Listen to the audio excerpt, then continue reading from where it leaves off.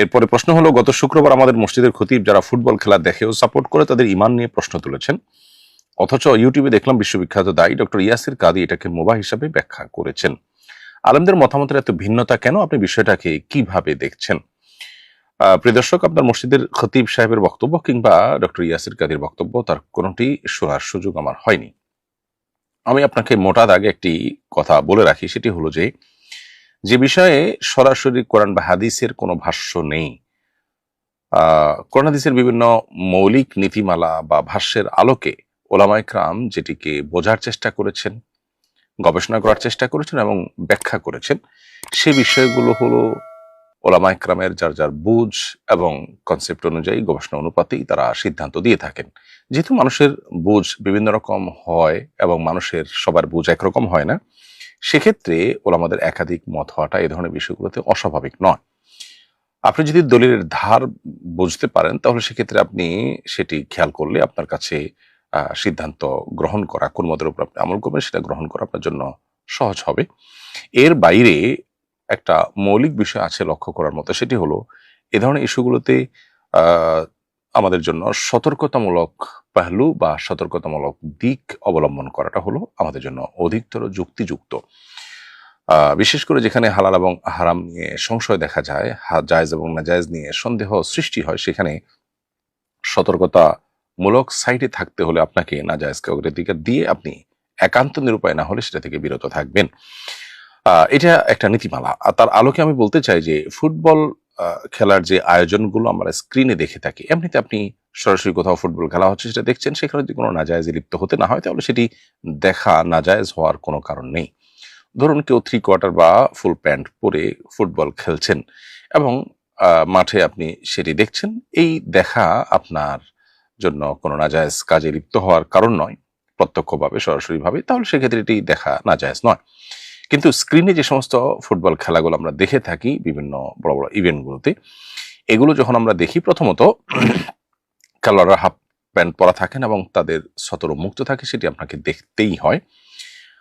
এটি দেখা ছাড়া আপনি খেলা দেখতেই পারছেন না। এর বাইরে আপনার এই খেলা দেখাকালীন সময়ে প্রতি মুহূর্তে আপনাকে চোখের জেনা করতে হচ্ছে এবং মিউজিক আপনাকে শুনতেই হচ্ছে। আপনি বলবেন যে আমরা তো রাস্তাঘাটে বের হলেও এই ধরনের দৃশ্য আমাদের চোখের সামনে পড়ে, তাহলে কি আমরা রাস্তাঘাটে বের হওয়া নাজায়েজ হবে? উত্তর হলো যে রাস্তাঘাটে বের হওয়া আর এই খেলা দেখার জন্য স্ক্রিনের সামনে বসা, এই দুটি কিন্তু এক জিনিস নয়। স্ক্রিনে বসে খেলা দেখা এটা আপনার কোনো প্রয়োজনের মধ্যে পড়ে না, রাস্তাঘাটে বের হওয়াটা আপনার প্রয়োজনের মধ্যে পড়ে। বিধায় এই জায়গাটাতে আপনার কর্তব্যের অংশ হলো সতর্কতামূলক সাইডে থাকা এবং নাজায়েজ দিকটাকে প্রাধান্য দেওয়া। আমি ব্যক্তিগতভাবে এটাকে নাজায়েজ মনে করি বিভিন্ন ইস্যুর কারণে। মৌলিকভাবে এটি নাজায়েজ না হলেও অন্য বহু নাজায়েজ বিষয়ে লিপ্ত হতে আমরা বাধ্য।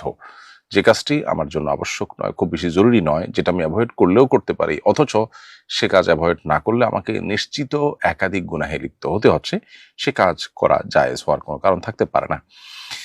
এর বাইরে এই আসরগুলো মূলত আপনার মানুষকে আল্লাহর জিকির থেকে গাফিল করা, ইবাদত থেকে গাফিল করার সহ বহুবিধ বিষয় এটার পেছনে নিহিত আছে। সবচেয়ে বড় কথা হলো যে ইবাদত বন্দেগী করার জন্য, আল্লাহর স্মরণের জন্য যে পরিমাণ মনোসংযোগ আমাদের আজকাল দরকার, সে ফোকাসের ঘাটতি আমাদের ঘরে ঘরে জনে জনে আজকাল। আমরা কোনো কিছুতেই আসলে ফোকাস ধরে রাখতে পারছি না।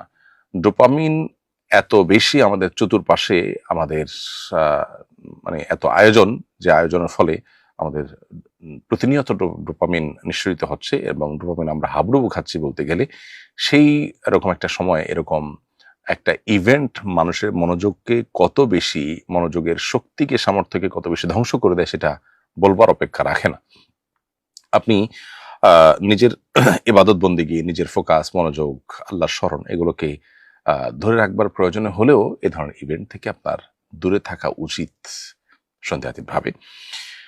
এর বাইরে এটাকে ঘিরে যে জুয়াসহ বিভিন্ন হারাম বিষয়গুলো বিশ্বব্যাপী প্রতিষ্ঠিত হয়ে থাকে এবং সেগুলো আপনার মানে ব্র্যান্ডিং হয়ে থাকে, সেটাও কিন্তু বলার অপেক্ষা রাখে না।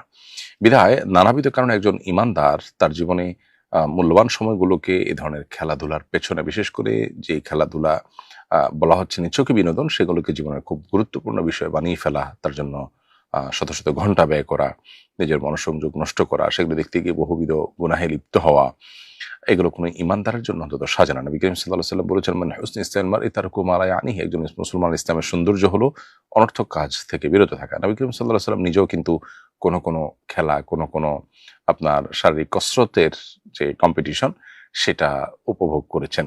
এটা ততক্ষণ পর্যন্ত জায়েজ, যেটা আমরা শুরুতে বললাম, যতক্ষণ পর্যন্ত এখানে কোনো নাজায়েজ বিষয় যুক্ত না হচ্ছে, যতক্ষণ পর্যন্ত এটি আপনাকে নেশা তৈরি করতে না পারছে এবং এডিকশন তৈরি না করছে। এই জাতীয় খেলাগুলো যারা নিয়মিত দেখেন এবং ফলো করে থাকেন, এটা তাদের কাছে অনেকটা নেশার মতো হয়ে যায় কিন্তু।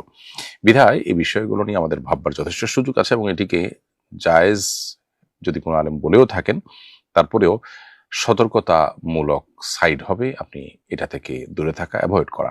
পশ্চিমে যে সমস্ত ওলামা একরাম থাকেন, তারা পশ্চিমের প্রভাবে অনেক ইস্যুতেই তারা কিন্তু বেশ খানিকটা বলা যেতে পারে মডারেট হয়ে থাকেন, বেশ খানিকটা তারা কম্প্রোমাইজিং হয়ে থাকেন। সেটা পরিবেশের প্রভাব অনেকটা বলতে পারেন। এই বিষয়টা কিন্তু বিভিন্ন ক্ষেত্রে আমরা দেখেছি। সমকামীদের মতো একটি স্পষ্ট হারাম বিষয়, যে বিষয়ে ওরা আমাদের কোনো দ্বিমত নেই, ভিন্নমত নেই, সে ব্যাপারে দৃষ্টিভঙ্গি কি হবে, এ বিষয়ে আমি পশ্চিমের আলেমদের মতামত শুনে বেশ অবাক হয়েছি। সব আলেমদের না, কোনো আলেমের মতামত শুনে বেশ অবাক হয়েছি।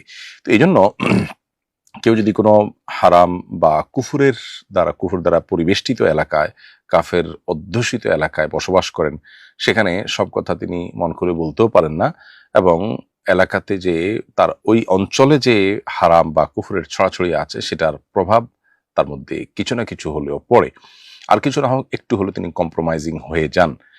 ফলে এই বিষয়টি আমাদেরকে মাথায় রাখতে হবে সিদ্ধান্ত নেওয়ার ক্ষেত্রে।